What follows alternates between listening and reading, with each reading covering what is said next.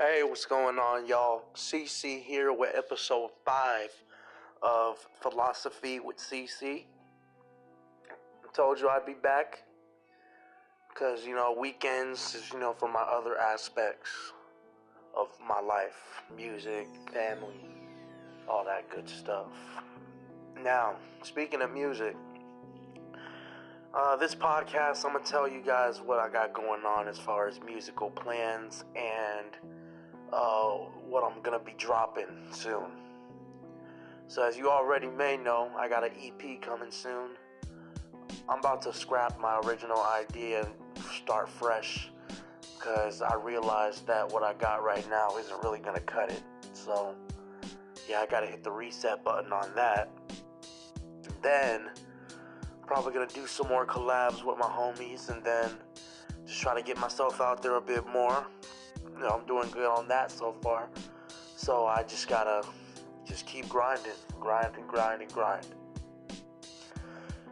Now, that's just my little update on that. Now, there's something that I've been wanting to bring up for a while. And I know it may seem cliche or cheesy to talk about, but it's on my mind and I'm just trying to let it out before I let it build up to something I don't want it to. Let's talk about the critics or the haters of music. And this could apply to stuff other than music. It could apply to sports, like entertainment, movie, television. It could also apply to games and stuff like that, other aspects like sports and stuff like that. I already said sports because sports is the most common one. But let's go back. Let's talk about haters of the music, man. Haters of the songs. Okay, to all my SoundCloud artists out there, you drop a track, send it to people on your Snap. Oh, that rhymed. But anyway, you send it to people on Instagram or Facebook, all the social medias. You get somebody who says, I don't know, you're trash. And they probably didn't like how it sounded, or they're just hating, and they're jealous. And that's alright, because the second they can do it better than you, then there's nothing you can do.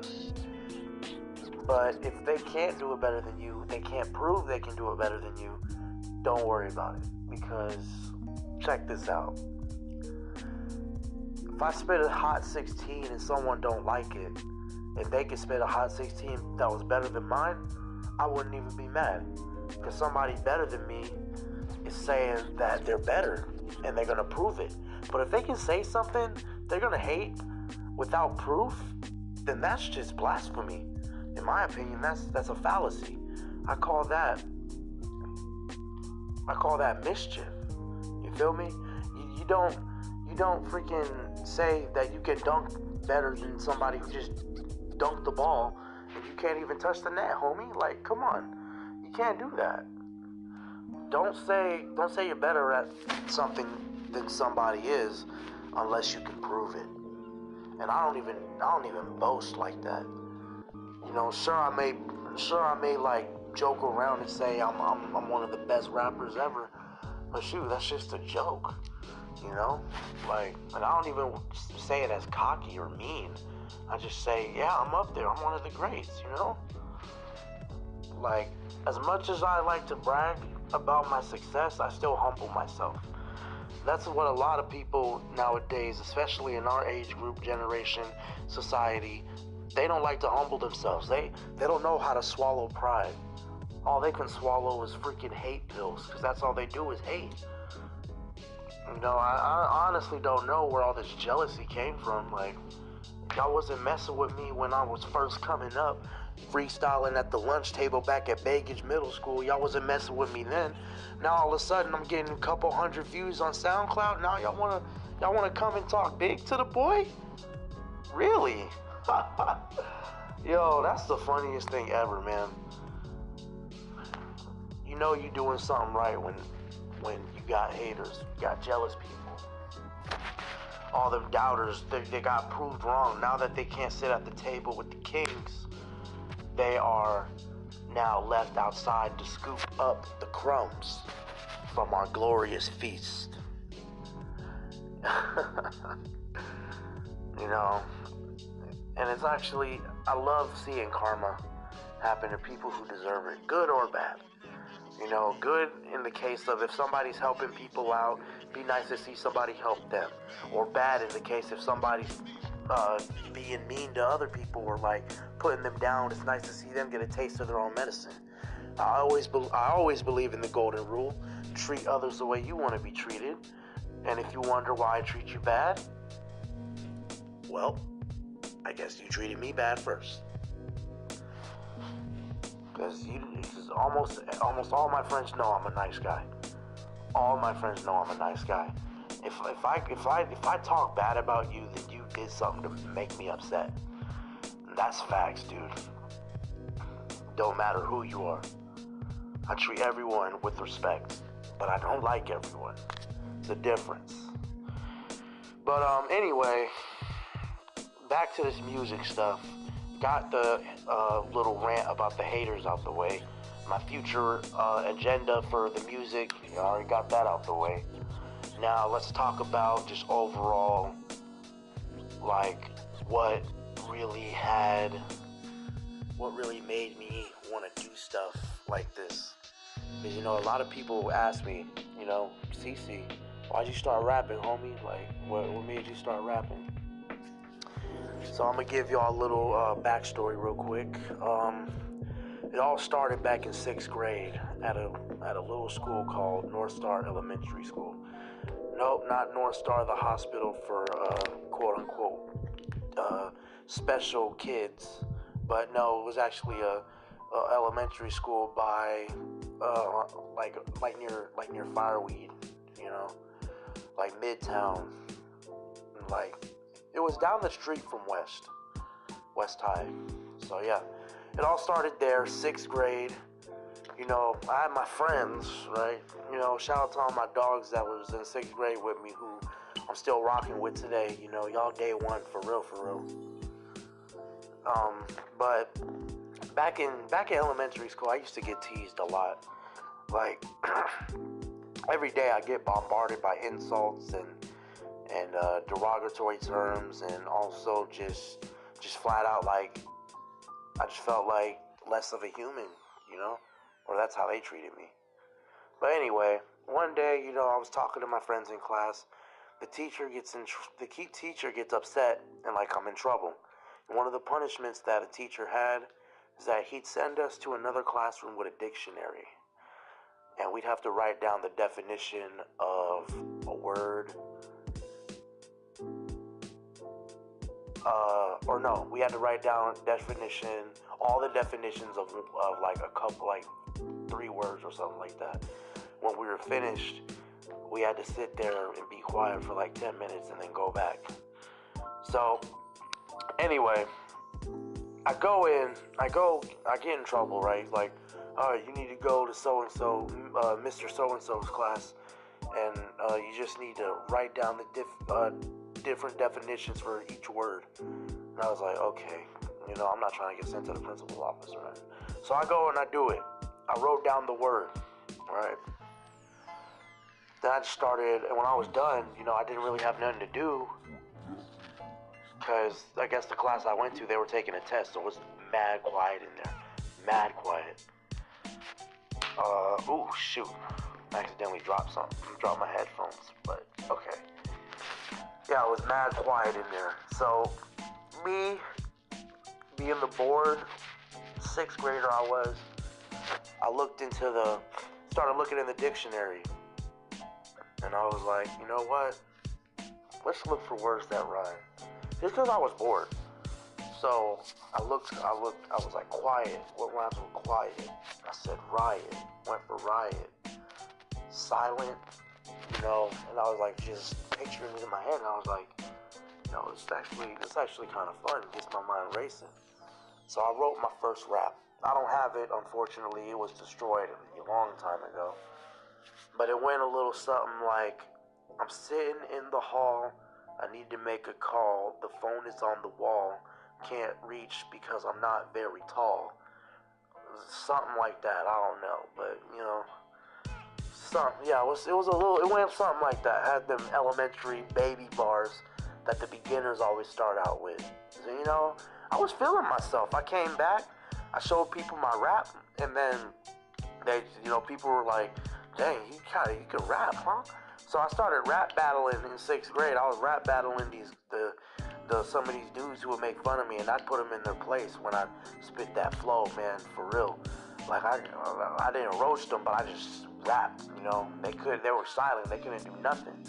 So that counts as an L. So I was the king. I was the rap king when I left elementary school, went to middle school. Now, come 7th grade, now I'm really starting to get more confident in my abilities to freestyle. I'm starting to try to go for a bigger crowd, and that's when I started freestyling at the lunch table. Or I'd write a rap in social studies class while class was going on, because that class was easy. We didn't have to do nothing. Then at the lunch table at Baggage Middle School, I'd spit a rap, and that's how I got friends. That's how I became friends with some of the popular kids. Because I usually hang with the nerds, but because I was a nerd, shoot, I still am. But the popular kids started to pay more attention, and were like, "Hey, you can kind of rap. Why don't you come sit with us for lunch?" I was like, "All right, bet." And I'm still friends with most of them today, which is pretty cool. Because I upgraded my rank in the social status at school.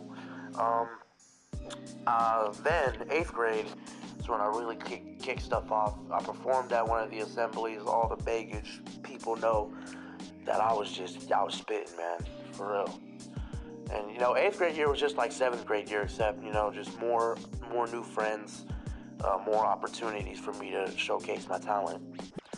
Then we get into high school. This is where it gets tricky. Like, not even tricky, but more like it gets frustrating. It's like to the point where I almost quit twice. 9th grade year, rap-wise, wasn't really a big deal. I mean, I dropped 9th grade or freshman year my little EP tape I did, thinking it was an album. I was just a rookie, just posting songs on YouTube. But yeah, I dropped that. It didn't really do too well, except for like maybe 3 songs that got 90 views each or something like that. I don't even remember.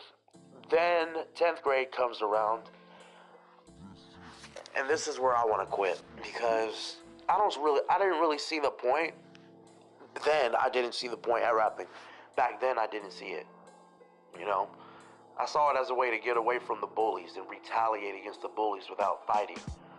Because that's usually how I'd retaliate. But I retaliated with bars instead of beat downs, But then rappers at Bartlett started popping up. And apparently they've been there the whole time, but they just haven't really emerged to me. But they've been there the whole time. So I'm over here looking at these other rappers. They're doing better than me. I get mad jealous. I get mad depressed. And I just fall into a big slump. This was like post 9th grade, 10th grade, mid 10th grade. Post 10th grade is when I started to get out the slump. But back to the slump. I was in this slump for like a long time. Like, I didn't really make music. When I made music, it wasn't, people liked it, but they'd always compare me to these other rappers. Like, they're like, oh, but so-and-so does this better, and so-and-so has better equipment, I'm like, fuck that, I don't want to hear about them. What about me? I showed you the song to see how I am, That's how I was. So, push come to shove, I was in that slump, I was like, I wanted to quit. I'm like, why am I doing this? I'm wasting my time, making myself look like an idiot. And, to an extent, I was right. You know why? I wasn't doing this the right way. I was overthinking. I was worrying about other people's success rather than my own success. I didn't beat on my craft. I just worried about how people beat on theirs. That's mistake number 1 that I made, that I regret making, because I could have had so much potential to get a lot more done. Because I feel like I'm behind schedule a tiny, tiny bit. And, I've been procrastinating lately because I have other activities other than music like this. But I get out of the slump, 10th grade. Like, after the first semester of 10th grade is when I get in the studio. I get real equipment. I'm balling. I get in the booth. I start spitting. I got real facts.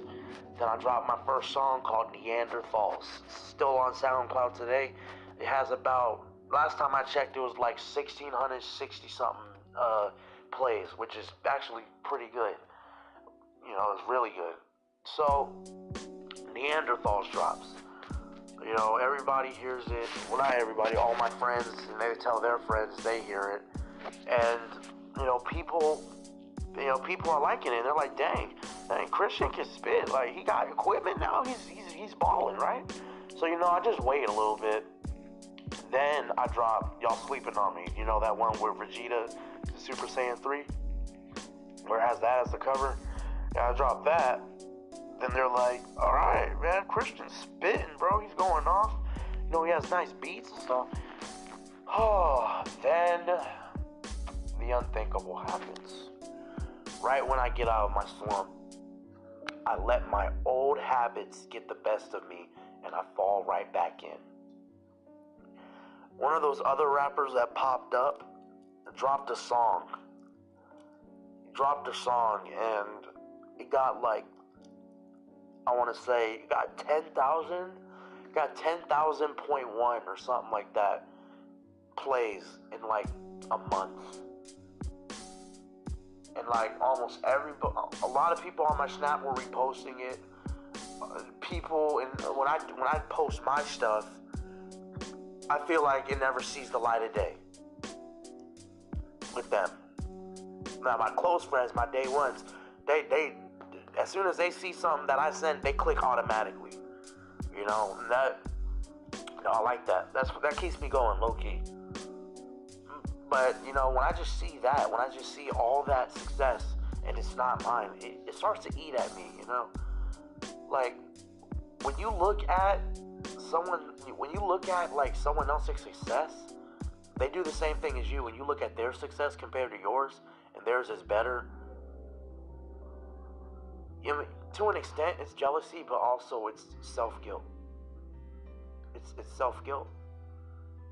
Like, there's no other way to put it, because, like, you can do better, but you're sitting here and just complaining and being frustrated about someone else being better when you can just improve yourself. This is what I wish I told myself back then, because I really pushed my mind through a lot of stress when it came to this type of stuff. But fast forward 11th grade, the rap scene has been very kind. Found a way to get convenient timing for my songs. I can make songs on my own now, without the help of anybody else, on my terms, my time, free of charge, because obviously I wouldn't charge myself money. That'd be stupid. But yeah, I haven't dropped a song in a minute. I think I might drop one this week. I'm not sure yet. I just gotta see how my schedule is lining up. I got a whole bunch of acting stuff going on this week. So this is why the podcasts are gonna be coming late. I just really hope that you guys enjoy all this content I'm dropping this year, because I feel like my creativity right now is at an all-time high. And I'm not gonna disappoint you with this next project coming out, and that's for sure. But anyways, this has been Philosophy with CC. I will catch you guys tomorrow for episode 6. Happy April Fools.